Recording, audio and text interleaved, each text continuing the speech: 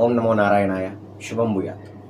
మనకున్నటువంటి మాసాలన్నింటిలోకెల్లా మాధవుడికి ఎంతో ప్రీతికరమైనటువంటి మాసంగా చెప్పేది వైశాఖ మాసం గురించి. నమాధవ సమో మాస అని చెప్పనేసి పురాణాలు చెప్తున్నాయి. అంటే వైశాఖ మాసానికి సమానమైనటువంటి మాసం ఇంకొకటి లేదని అర్థం అన్నమాట. ఈ వైశాఖ మాసంలో చేసేటటువంటి దాన జప స్నానాలు అనేవి కొన్ని వేల రెట్ల ఫలితాలు అనేవి ఇస్తాయి. మన చంద్రమానం ప్రకారం ఉన్నటువంటి 12 మాసాల్లోనూ 4 మాసాలకి ఈ ప్రఖ్యాతమైనటువంటి శక్తి ఉంది.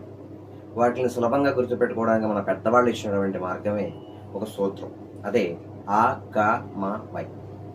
ఆషాఢ, కార్తీక, మాఘ, వైశాఖ మాసాలలో ఈ 4 మాసాల్లోనూ చేసేటటువంటి స్నానము, జపము, దానం అనేది చేసినటువంటి దానికంటే కూడా కొన్ని వేల రెట్ల ఫలితాన్ని అయితే ఇస్తుంది. అంతేకాకుండా ఈ వైశాఖ మాసం శ్రీమన్నారాయణుడికి ఎంతో ప్రీతిపాత్రమైనటువంటి మాసం. వైశాఖ మాసం అనగానే మనకి ఎండలు బాగా మండిపోతున్నటువంటి వేసవి కాలమే గుర్తొస్తుంది.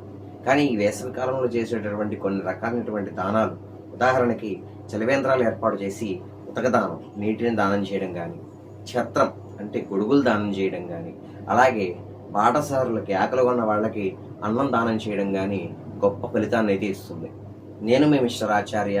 ఈరోజు వైశాఖ మాసం 2026 సంవత్సరంలో ఎప్పటి నుంచి ఎక్కడి వరకు ఉంది, ఈ వైశాఖ మాసంలో ఏమేం చేయొచ్చు, వైశాఖ మాసంలో వచ్చేటటువంటి ముఖ్యమైన పండుగలు, తిథులు, ఆ రోజుల్లో మనం పూజించుకోవాల్సినటువంటి పుణ్యాత్ముల గురించి తెలుసుకుందాం. వైశాఖ మాసంలో ముఖ్యంగా మనం గమనించుకోవాల్సింది, మన తెలుగు మాసాలన్నీ కూడా వాటి పేర్లను బట్టి ఆ నెలలో వచ్చేటటువంటి పౌర్ణమి రోజు చంద్రుడు ఏ నక్షత్ర మండలానికి దగ్గరగా ఉంటాయనే దాన్ని బట్టి పెడుతున్నారు. అంటే ఇప్పుడు ఈ వైశాఖ మాసంలో పౌర్ణిమ రోజు చంద్రుడు విశాఖ నక్షత్రానికి దగ్గరగా ఉంటాడు. ఈ విధంగా మన తెలుగు మాసాలు అనేవి ఏర్పడుతూ ఉన్నాయి. ఈ సంవత్సరం 2026లో వైశాఖ మాసం అనేది ఏప్రిల్ 18వ తేదీ నుండి మే 16వ తేదీ వరకు విస్తరించి ఉంది. ఈ వైశాఖ మాసం యొక్క విశిష్టత అనేది ఇందాక నేను చెప్పినటువంటి ఆకామావై అన్న సూత్రం మనకి గురు చరిత్రలో కూడా కనిపిస్తుంది. నృసింహ సరస్వతి గారు ఒక చెట్టు దగ్గర బ్రహ్మరాక్షసుడితో వాదన చేస్తున్నటువంటి సమయంలో ఆ దారిన వెళ్లే వాళ్ళందరినీ కూడా బ్రహ్మరాక్షసుడు ఆపి ఆకామావై కోన స్నాత అనే ప్రశ్న అడిగేవాడు. ఎవరు సమాధానం చెప్పరో వాళ్ళని చంపి తినేసేవాడు. అదే ప్రశ్నను ఒకసారి మన నృసింహ సరస్వతి గారిని అడిగితే ఆయన గార్ధవ పుత్ర తొన్న స్నాత అన్న, అంటే గాడిద పుత్రుడా, నువ్వే స్నానం చేయకుండా ఉంటావా, 4 మాసాల్లో స్నానం చేయకుండా ఎవరుంటారు అని చెప్పని అడిగారట. అంతటి పవిత్రమైనవి 4 మాసాలు. ఇక ఈ నెలలో వచ్చేటటువంటి ముఖ్య తిథులు, పండుగల గురించి చూసుకుంటున్నట్లయితే వైశాఖ మాసం వచ్చిన 3వ రోజు మనందరికీ కూడా ఎంతో పరిచయం ఉన్నటువంటి, ఇష్టమైనటువంటి అక్షయ తృతీయ అనే పర్వదినం వస్తుంది. అక్షయ తృతీయ రోజు అంటే మనందరం కూడా ఎగబడి బంగారం కొనేస్తూ ఉంటాం. కానీ బంగారం కొనడమే కాదు, ఆ రోజు ఏ మంచి పని మొదలుపెట్టినా, ఏ ధర్మ కార్యక్రమం చేపట్టినా కూడా అది అక్షయంగా సాగుతూనే ఉంటుంది, దిగ్విజయం పొందుతుందని చెప్పనేసి దాని అర్థం. ఈ అక్షయ తృతీయ నాడు ఏదైనా దానం చేసినా, ఎవరికైనా ఆకలి తీర్చినా, ఏదన్నా మంచి పని లేదా ధర్మ కార్యక్రమం మొదలుపెట్టినా కూడా అది అక్షయంగా ఎదుగుతుందని చెప్పనేసి పురాణ ఇతిహాసాల్లో చెప్పబడింది. కాబట్టి అక్షయ తృతీయ అంటే బంగారం ఒకటే కాదు, ఒక మంచి పనిని కూడా ప్రారంభించడం అనేది గుర్తుపెట్టుకోండి. అలాగే అక్షయ తృతీయ అంటే మనందరికీ కూడా మన తెలుగు నేల మీద వేయించేసుకున్నటువంటి సింహాచల వరాహ నృసింహ స్వామి వారి యొక్క క్షేత్రం అనేది జ్ఞప్తికి వస్తుంది. ఆ రోజు చందనోత్సవం అని చెప్పనేసి స్వామివారిని ఎల్లప్పుడూ కూడా చందనంతో కప్పి ఉంచుతారు. ఆ ఒక్కరోజు మాత్రమే కప్పినటువంటి చందనం అంతా తీసేసి నిజరూప దర్శనాన్ని భక్తులకు అందిస్తారు. 2-3 సంవత్సరాలుగా మనం చూసుకుంటున్నట్లయితే ఈ అక్షయ తృతీయ దర్శనాల కోసం అని చెప్పనేసి తండోపతండాలుగా భక్తులు ఆ క్షేత్రానికి వెళ్ళిపోయి సరైన వసతులు లేక తూపులాటలు జరిగి కొన్ని ప్రమాదాలకు గురవుతున్నారు, కొంత అసౌకర్యానికి గురవుతున్నారు. భగవంతుడి దర్శనానికి వెళ్ళి మానసికంగా బాధపడి తిరిగి వస్తున్నారు.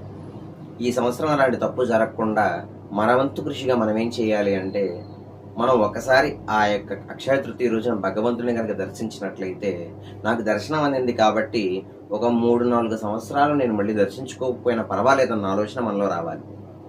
ఈ సమయంలో ఎవరికైతే దర్శనం అందలేదో ఇప్పటి వరకు వాళ్ళు దర్శించుకునే ప్రయత్నం చేస్తారు. అలా కాకుండా దర్శనం అయిన వాళ్లే మళ్ళీ నేను వరుసగా ఒక 3 సార్లు చూడాలి, 5 సార్లు చూడాలి అని చెప్పినటువంటి సంకల్పం చెప్పుకొని వెళ్తున్నట్లయితే కనుక జనాభా మరింత పెరిగిపోతారు. ఇలాంటి దుష్పరిణామాలే ఎదురు చూస్తూ ఉంటాయి. కాబట్టి ఈసారి ఆ తప్పు రిపీట్ అవ్వకుండా చూసుకుందాం. అయితే ఈ అక్షయ తృతీయ రోజునే శ్రీ మహావిష్ణువు యొక్క దశావతారాల్లోని పరశురామ అవతారం, చిరంజీవి ఇప్పటికీ ఆయన జీవించి ఉన్నారు. ఆ పరశురాముల వారు అవతారాన్ని ఎత్తడం జరిగిందని చెప్పనేసి పురాణాలు చెప్తూ ఉన్నాయి. కాబట్టి ఈరోజు పరశురాముల వారిని కూడా ఒకసారి మనసారా స్మరించి పూజించండి. ఇక తర్వాత చూసుకుంటున్నట్లయితే ఏప్రిల్ 21వ తేదీ వైశాఖ శుద్ధ పంచమి మనకి అద్వైతాన్ని బోధించినటువంటి గురువు, ఎన్నో స్తోత్రాల్ని మంత్ర సమానమైనటువంటి శ్లోకాల్ని అందించినటువంటి జగద్గురువులు ఆదిశంకరాచార్యుల వారు అవతరించినటువంటి దినోత్సవం. ఆ రోజున ఆయన మనకు అందించినటువంటి కనకధారా స్తోత్రం కానీ, సౌందర్యలహరి కానీ, శివానంద లహరి కానీ, అర్ధనారీశ్వర స్తోత్రం కానీ, ఏదో ఒక స్తోత్రాన్ని స్మరించి ఆయనకు ఒకసారి మనస్ఫూర్తిగా నమస్కారం చేసుకోండి. ఆదిశంకరాచార్యుల వారు అంటే స్వయంగా శంకరుడు అని చెప్పనేసి భావన.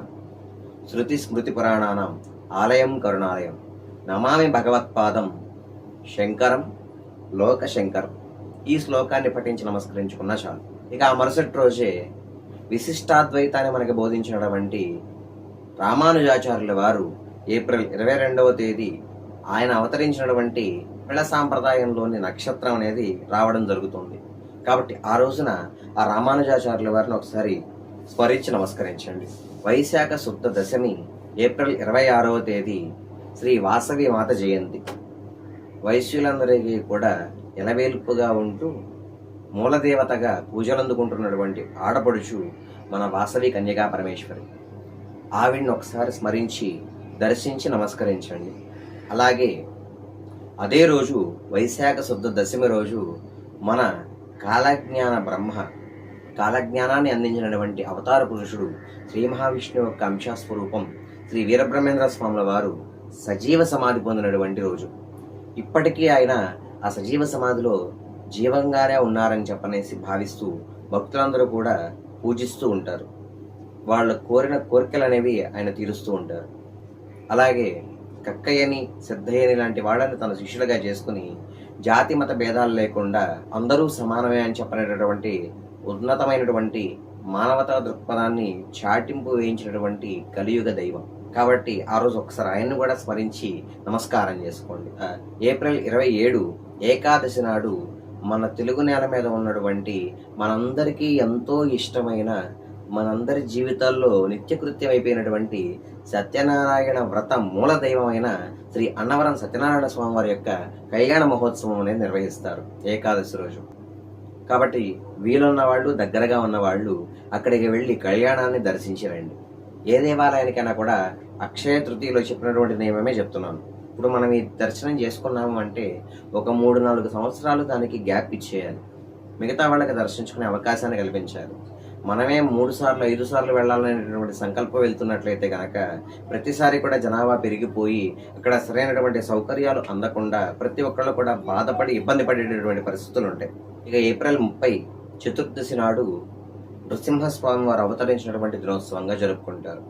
హిరణ్యకశిపుడి యొక్క కుమారుడైనప్పటికీ కూడా ప్రహ్లాదుడు హరినామ స్మరణలో, హరిభక్తిలో మునిగి తేలుతూ తండ్రిని సైతం ఎదిరించి ఆయనని కూడా హరికి దాసుడిగా మారుద్దామనేటువంటి ప్రయత్నంలో ఆ భక్తుడిని రక్షించుకోవడం కోసం శ్రీ మహావిష్ణువు తీసుకున్నటువంటి మహోగ్ర రూపమే శ్రీ నరసింహస్వామి వారి యొక్క అవతారం.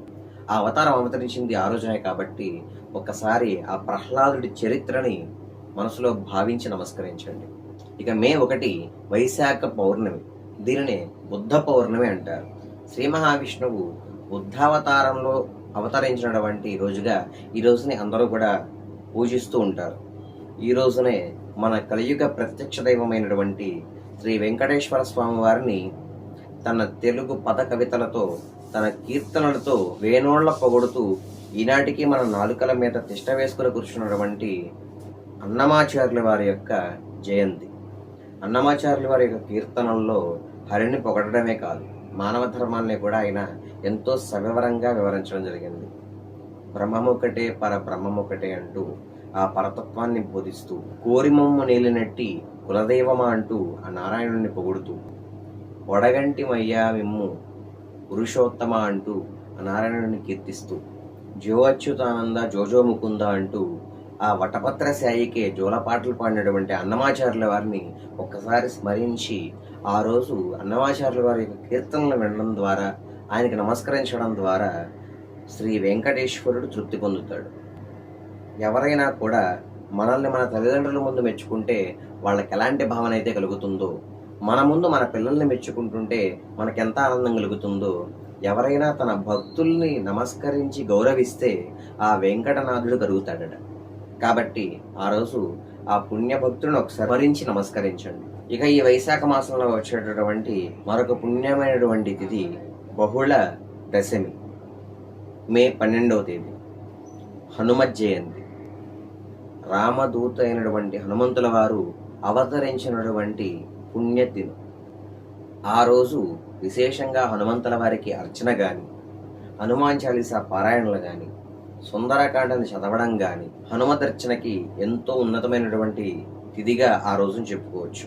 ఇందాకడ అన్నమాచార్యుల గురించి చెప్పినప్పుడు వెంకటనాథుడు ఎలా అయితే సంతోషిస్తాడని చెప్పానో, రాముల వారు కూడా ఆయన భక్తుడిని పూజిస్తే ఎంతో సంతోషాన్ని పొంది మనందరి కష్టాలని తీరుస్తాడు.